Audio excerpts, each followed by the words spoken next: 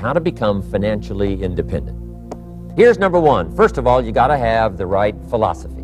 Now, let me give you a couple of philosophies to consider. Here's the first one. It's called the philosophy of the poor. Poor people usually spend their money and invest what's left. That's the philosophy of the poor. Now, here's the philosophy of the rich. Rich people invest their money and spend what's left. And here's the startling answer. It really doesn't matter what the amount is. What's most important is not the amount. What's really important is the philosophy. So I would ask you to adopt this philosophy. And I've got a little formula that I'm going to share with you. Now, what should a child do with $1? Here's one opinion. It's only a child and it's only $1. What difference does it make? Well, in my opinion, it makes all the difference in the world. A person's economic future starts with a child with $1. Somebody says, oh no, you're only young once, let him spend it all. Well, when would you hope that would stop? Somebody says, well, wait till he's 50 and broke like me and then he'll learn. Well, no, we don't want to wait that long. So what should a child do with $1? Here's the simple premise to begin with. Don't spend it all. And if a child wants to spend the whole $1, you got to say, hey, don't spend it all. They'll say, why not? It's my $1, I earned it. You say, I know you earned it, but don't spend it all. They'll still say, why not? Say, let me show you why not. So you put them in your car, take them to the other side of town, and show them where people live that spend the whole $1. Just drive them around. Kids learn best by visual. Just drive around and say, would you like to live here? Kid says, no. Would you like to live like these people live? Kid says, no, no. Then you can't spend the whole $1. So, kids will get the message. So, take them to the other side of town and show them around, unless you already live there, and then just show them around. Anyway, don't spend the whole $1. Now, let me give you my best view of what to do with $1. Here's my first bit of advice. Never spend more than 70 cents. Never spend more than 70 cents. Now, you got to pick some number, and the number you pick is going to be determined by your philosophy.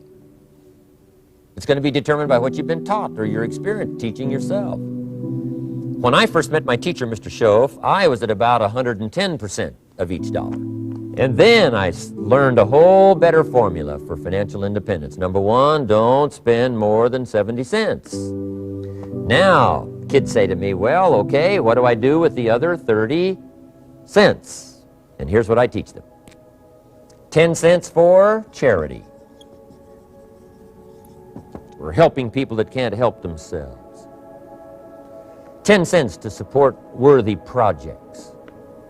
Projects that you feel good about. 10 cents out of every $1. It's called being generous.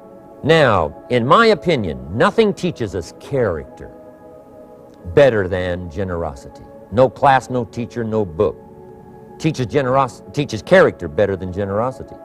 And the best time to start is when the amounts are small, because when the amounts get larger, sometimes it's a little more difficult. Giving 100,000 out of $1 million, someone says, oh, if I had $1 million, I'd give 100,000. I'm not sure. That's a lot of money. So the time to start is when the amounts are small. 10 cents out of the $1. Okay, next 10 cents. I call active capital.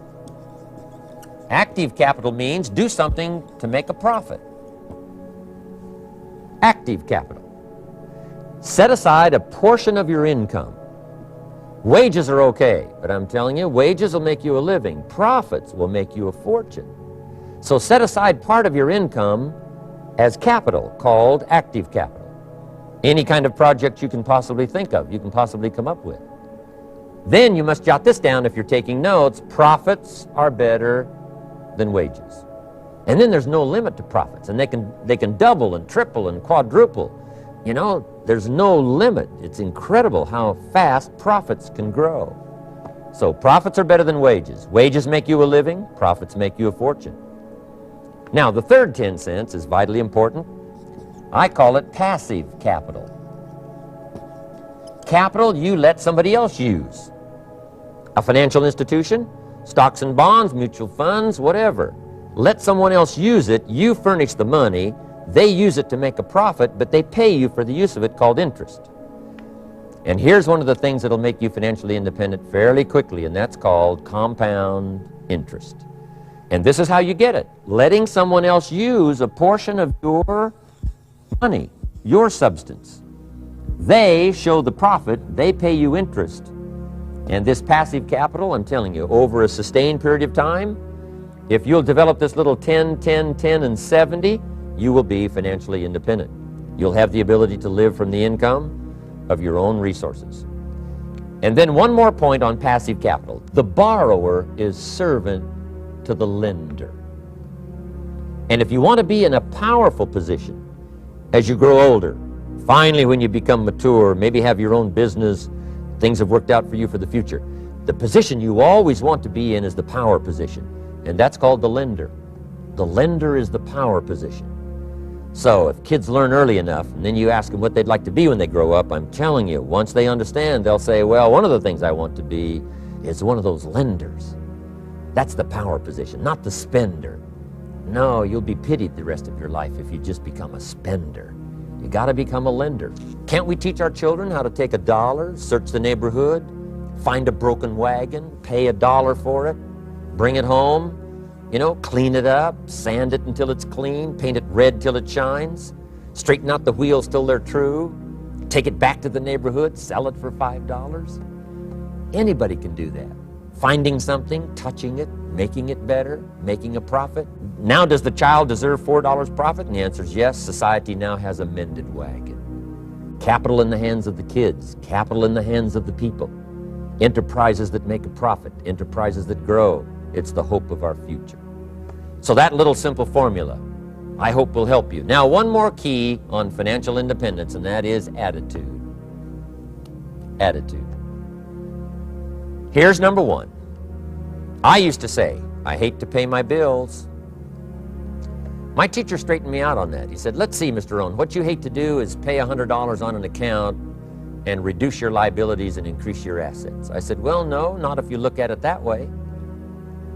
He said, well, it all depends on how you look at it. So wouldn't you love to pay your bills, reduce your liabilities, increase your assets? You got to have that kind of attitude. I found out the same attitude about taxes. I used to say, I hate to pay my taxes. And Mr. Shove said, well, that's one way to live. But don't you understand? Taxes is how we care and feed the goose that lays the golden eggs. Wouldn't you want to do your share? Someone says, yes, but the goose eats too much. Probably true. But hey, we all eat too much. We all need to go on a diet. Better a fat goose than no goose. So I finally became a happy taxpayer. Now, I think taxes are too high, so I'm working to get taxes lowered for our economic future.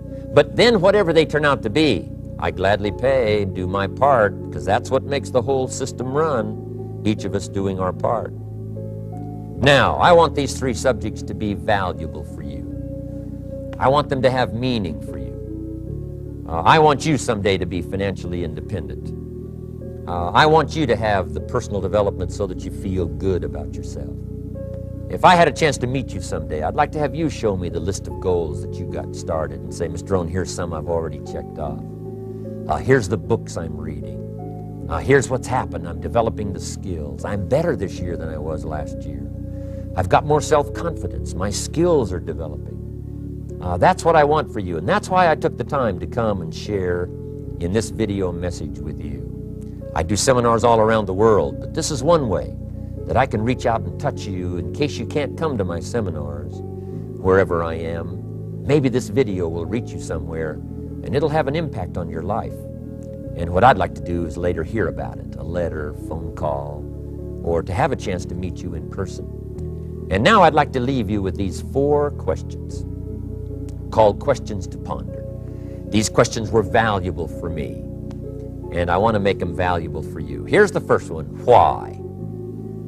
We all ask why we should work this hard. Why take that many classes? Why go to school that many years? You know, why take the notes? Why read the books? Why work that hard? Why put yourself through the push-ups and the disciplines? Why? Good question, why? Best answer to why, I think, is the second question. Why not? Why not see how many books you can read, how many classes you can take, how many skills you can develop? Why not see how valuable you can become to the marketplace and to your friends and to your family? Why not see what you can make of yourself? Why not see how far you can go, how much you can see, how much you can earn, how much you can share? Why not? That's the heritage all of us have, now that we've been given this extraordinary opportunity.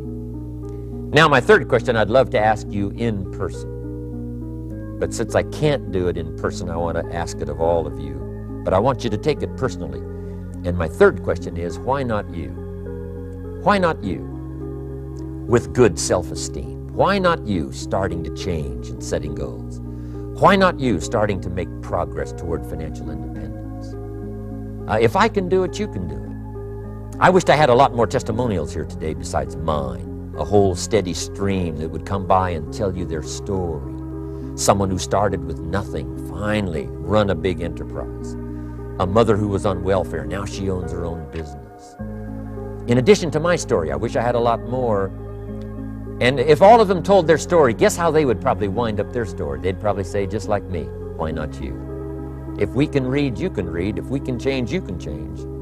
If we can figure it out, you can figure it out. If we can turn it around, you can turn it around. There isn't anything you can't accomplish. That's what those testimonials would say. And so I want to say it to you personally. Why not you? You've got the brains, you've got the stamina, you've got the vitality, you've got the interest, you've got your life ahead of you, you've got the future. You can do it. If anybody can do it, you can do it. If one of us can do it, hey, we all can do it. And now here's my last question. Why not now? This is a good time as the 20th century starts to wind down, a few more years as we get ready for century 21. What a good time to set your goals, work on yourself, work on your skills. What a good time to get it together. What a good time to start this process. Personal development, growing, changing, developing, having a good plan for your money and for your life and for your future. Why not now? And I hope I have a chance to see you one of these days and share with you the experience, the reaction, response you might have had from my message today. And until I get a chance to see you on this side of the world or the other side of the world, in some school or some seminar, I want all that I have gotten to be yours and much, much more. God bless. Goodbye.